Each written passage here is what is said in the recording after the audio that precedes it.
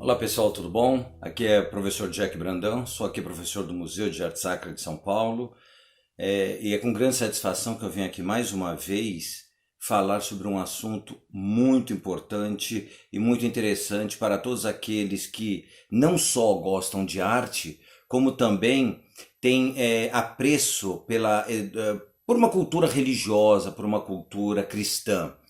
Vou falar aqui com vocês nesse bate-papo sobre o Santo Sudário de Turim. É interessante que quando nós falamos Santo Sudário de Turim, eu verifico que muitas pessoas ainda desconhecem o sudário.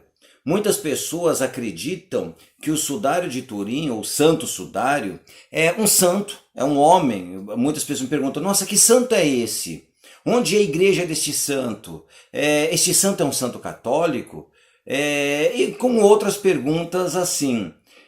Não, pessoal. O Santo Sudário de Turim, na realidade, não é um santo. O Santo Sudário de Turim é um pano. Sim, é um pano. Mas que pano é esse? Por que é chamado de santo? O Santo Sudário de Turim, segundo a tradição, é o pano que teria enrolado Jesus no seu sepultamento após a crucificação. Se nós pegarmos, por exemplo, o Evangelho de São João, está claro aqui no capítulo 20, lá o capítulo 20, por volta do versículo 6, ele diz assim: São Pedro e São João correm ao sepulcro em busca do sumiço do corpo de Jesus, porque Maria Madalena havia voltado lá e falaram, roubaram o corpo do mestre. São Pedro e São João correm para ver o que aconteceu. E diz assim, ao chegarem lá, viram os panos de linho estendidos no chão. E o sudário que havia sido usado para cobrir a cabeça de Jesus estava enrolado num lugar à parte. Bom, nós temos essa passagem, ela é muito interessante. Mas, por outro lado, ela pode nos levar a erros também. Primeiro, quando ele fala, viram os panos no chão e o sudário enrolado à parte, este sudário enrolado à parte, primeiro, não é o sudário de Turim. Segundo, esses panos, sim, esses panos aquilo que nós acreditamos que, segundo a tradição, foi o corpo, foi o pano que envolveu o corpo de Jesus. Isso é importante lembrarmos que, até hoje, no Oriente Médio, as pessoas são sepultadas envoltas em panos de linho. Reparem essa imagem que eu estou pondo aí. Sim, essa imagem mostra exatamente isso. São, por exemplo, de pessoas muçulmanas, mas os judeus, até hoje, eles têm esse costume, porque para o judeu, o corpo tem de ser colocado na terra, no chão.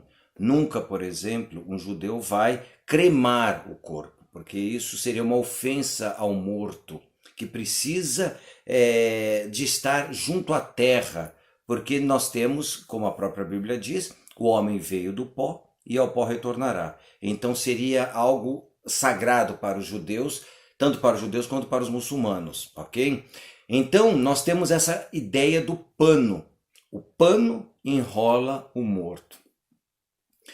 Nós, em nossas pesquisas, nós verificamos que este pano, provavelmente, ele foi tirado deste local. Eu acredito que tenha sido por um dos apóstolos. Depois eu vou mostrar para vocês quem eu poderia achar que foi, que tenha feito isso, né? E a partir daí surge uma longa trajetória, porque a partir do momento que estas pessoas, estes homens, tocam neste pano, eles estão rompendo um preceito judaico. Que preceito é esse?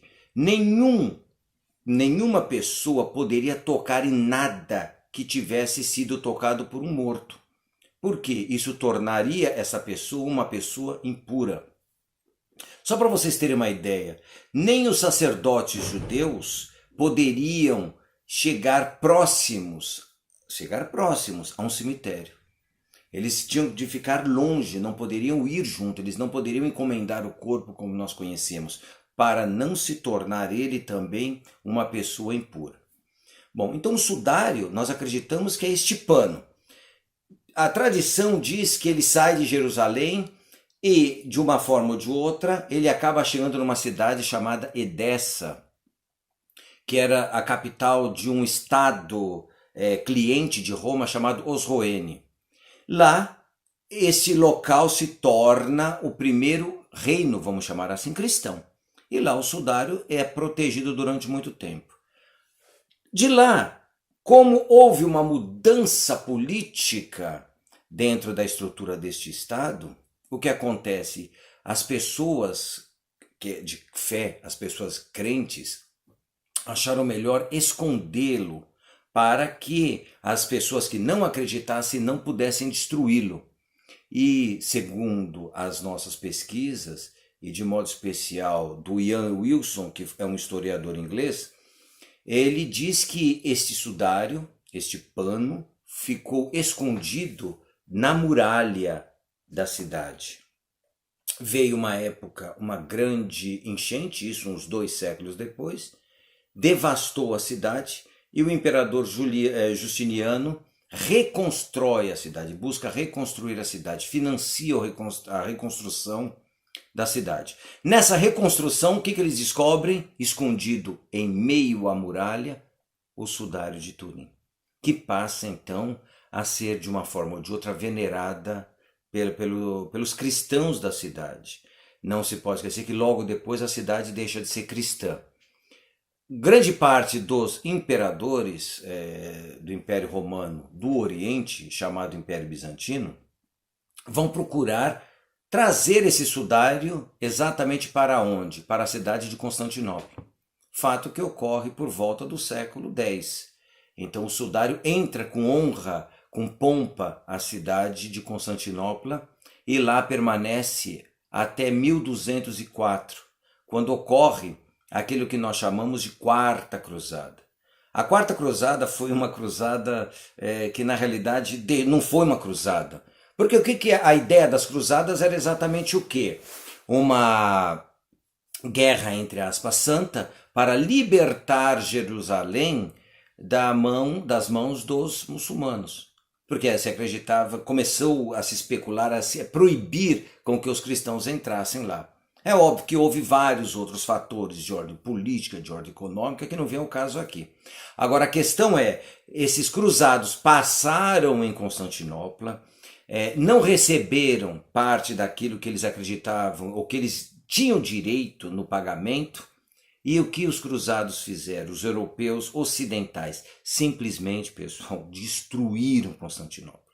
Não se esqueçam, Constantinopla era uma cidade cristã. Foi completamente destruída. E roubaram várias relíquias que tinham muita importância no mundo cristão, não só no mundo oriental bizantino, quanto no mundo ocidental latino, católico romano, como nós chamamos hoje. Então houve um grande saque, destruíram a cidade, foi um caos, um caos. Dentre essas relíquias que desapareceram, o sudário de Turim, que era chamado de Mandilion, também foi roubado. Então ele só vai aparecer um século depois numa cidade chamada Lirey, na França. E aos poucos, essa pessoa que estava tomando conta cria uma capela e começa a fazer algumas exposições do sudário. E isso chocou algumas pessoas, principalmente da igreja, que acharam que, a partir do momento que ele estava falando que o sudário era verdadeiro, estava fazendo essas apresentações, essas exposições, ele estava mentindo para as pessoas. E foi proibido, e depois viram que o sudário era verdadeiro. Aí, conclusão, essa pessoa, esse antigo dono, que era um demolê, acaba morrendo, a mulher dele acaba vendendo o sudário para uma grande família, uma família poderosa, e a família Saboia acaba levando para outras cidades até chegar à cidade de Turim, onde está até hoje. Então, até por volta da década de 80 do século XX, o sudário de Turim era um objeto, uma relíquia que pertencia à família de Savoia, ou seja, a família real que se tornou a família real italiana. Só na década de 80 é que o antigo rei da Itália doa para o antigo Papa João Paulo II. Então é importante a gente pensar isso. Então, pessoal, o sudário é isso. Nós temos de pensar. O sudário, muitas pessoas me perguntam, é verdadeiro? O sudário é falso? Cada um tem a sua explicação. Muitas pessoas criticam o sudário, muitas pessoas dizem que o sudário é falso, outras dizem que o sudário é verdadeiro. Eu, particularmente, enquanto cientista, eu tento buscar explicações que sejam plausíveis e que sejam factuais. Por exemplo, dentro das minhas pesquisas, eu percebo que quando nós fazemos uma análise do sudário de Turim sob o ponto de vista fisiológico, para mim é impossível alguém na Idade Média, por exemplo, ter pintado o sudário. Por quê? O sudário não poderia ter sido pintado. Por que ele não poderia ter sido pintado? Prestem atenção. Quando eu pego um tecido qualquer, um papel, e passo tinta, de modo especial um tecido, se eu passo tinta nesse tecido, o que vai acontecer? O próprio ser líquido do tecido faz com que essa parte líquida atravesse e vá para o outro lado. Ok? No sudário, a imagem do homem é uma imagem superficial. O que passa para o outro lado são as imagens de sangue. Aí nós chegamos a um segundo ponto. Nós temos no sudário de Turim duas imagens distintas. Olhem aí. Nós temos, primeiramente, a imagem do homem, que é essa que nós enxergamos, a cabeça, o tronco, as pernas, os braços, e nós temos as chamadas imagens de sangue, que aqui nessa imagem que eu estou mostrando, ela está destacada. Por que isso é importante? Porque as imagens de sangue varam o tecido, as imagens do homem não varam o tecido. Entenderam? Então nós temos esses dois pontos. Nós temos um outro ponto que eu acho muito importante, que é a própria questão que nós podemos chamar artística. Se nós pararmos para pensar e analisar a história da arte, nós vamos reparar que durante a construção da imagem de Jesus crucificado, muitos aspectos que nós temos presentes no sudário de Turim eram ignorados pelos artistas. Mas por que, Jack, isso acontecia? Vamos lembrar, Imperador Constantino, no século IV, ele proíbe a crucificação. Não se pode esquecer que Constantino acaba se tornando, de uma forma ou de outra, um amigo dos cristãos. Como ele se torna um amigo dos cristãos, ele proíbe a crucificação, que havia sido a pena imputada a Jesus. Então ele proíbe. Os cristãos, neste momento, eles não pintam imagens de Jesus ainda, de uma forma como nós conhecemos hoje. Os artistas, eles buscavam construir uma imagem de Jesus. Por quê? Para os artistas na época, eles se baseavam naquilo que nós chamamos de mimesis. O que é mimesis? É a imitação. Um artista, para pintar, ele imitava um outro artista, que imitava um outro artista, que imitava outro artista, a ponto de se criar um padrão, ok? Que é o que nós chamamos de paradigma. Criava-se um paradigma, e esse paradigma, esse padrão, servia de modelos para os outros artistas. Ele poderia mudar uma coisinha muito pequena ou outra, mas sempre seguia esse padrão. As imagens de Jesus no começo do cristianismo, lá por volta do século II ou do século III, que já havia uma cristianização, uma romanização maior, vamos chamar assim, do cristianismo, uma paganização maior do cristianismo, isso em relação ao judaísmo, porque o judaísmo proibia as imagens, que é um preceito do Êxodo, não façais imagens, ok? Então, a partir do século III, do século IV, quando o cristianismo já está se enraizando dentro da cultura romana e da cultura helênica, o que acontece? Os cristãos passam a pintar Jesus. passam a buscar uma imagem de Jesus. Isso é muito claro quando nós olhamos, por exemplo, as catacumbas. Nas catacumbas nós temos imagens de Jesus sem barba, nós temos imagens de Jesus como filósofo, nós temos imagens de Jesus como bom pastor, que eram imagens recorrentes do império, que eram imagens recorrentes até dos gregos. Então os artistas eles vão usar esses modelos para pintar a imagem de Jesus. Só que grande parte dessa imagem de Jesus era sem barba. Ok? Então, já para o século V, mais ou menos, que começam as primeiras imagens da crucificação.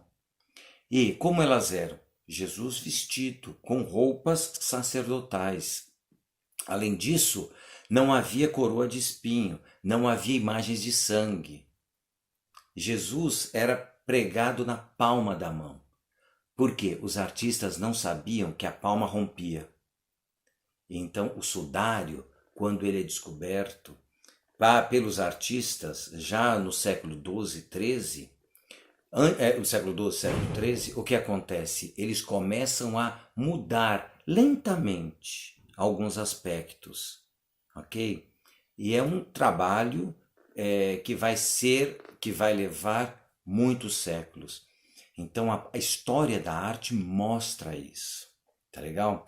É pena que o nosso tempo não é muito grande. Eu só queria mostrar aqui para vocês, quem quiser, quem tem interesse em conhecer um pouco mais, este livro que nós vamos ainda fazer o lançamento no Museu de Arte Sacra, que é a história, a saga desconhecida do Santo Sudário de Cristo e de sua igreja. Nós vamos fazer o lançamento, nós iríamos fazer o lançamento agora em março, mas devido à pandemia nós tivemos de dar uma segurada. Quem quiser conhecer mais, a saga desconhecida do Santo Sudário de Cristo e de sua igreja, de Jack Brandão, pela editora Lumenet Virtus. Eu vou deixar aqui para vocês darem uma olhadinha. E eu espero que vocês tenham conhecido um pouco melhor. Eu espero também que em breve nós possamos retomar os nossos cursos no museu e que todos fiquem bem. Tá legal? Tchau, tchau para vocês. Muito obrigado pela atenção. Tchau, tchau.